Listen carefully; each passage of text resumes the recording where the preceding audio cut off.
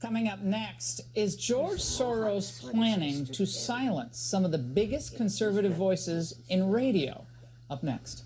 Now, is it me or is the Biden Rescue Coalition running out of ideas?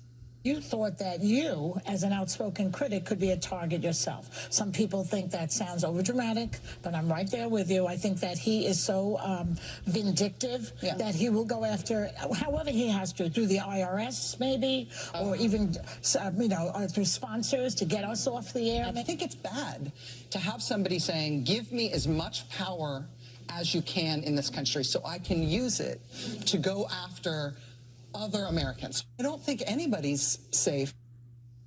Oh my goodness, no one's safe. Well, that's very dramatic. It's deranged, and as usual, they're projecting again. Because silencing and punishing critics is exactly what the left is trying to do. Well, it turns out George Soros is asking the FCC to fast-track his nationwide radio network takeover. According to the New York Post, foreign company ownership of U.S. radio stations is not allowed to exceed 25%, but a filing acquired by the Post details Soros is asking the commission to make an exception. Joining us now is FCC Commissioner Brendan Carr. Brendan, I spent 17 years in a great run in radio and loved every minute of it.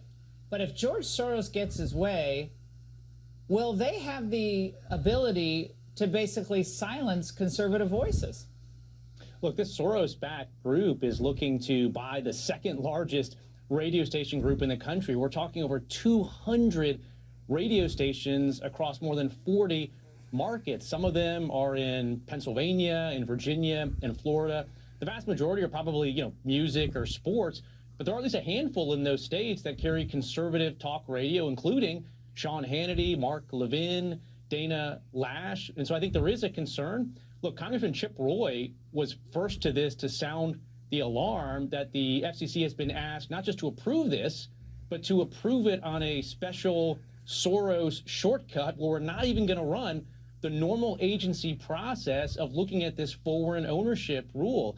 And I agree with Congressman Chip Roy. The FCC should not be creating this special Soros shortcut. And look, some of these same voices that you just had on, they were silent when Democrats in Congress wrote to cable companies asking them to drop Fox News. They were silent when Democrat members of Congress asked the FCC to reject a conservative purchase of a Spanish language radio station in South Florida. So it's a bit ironic to hear them expressing these concerns now.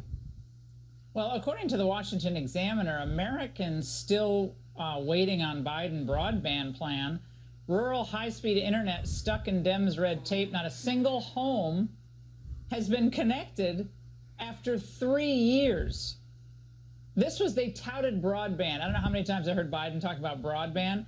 I know we're switching topics here, but what can you tell us about that?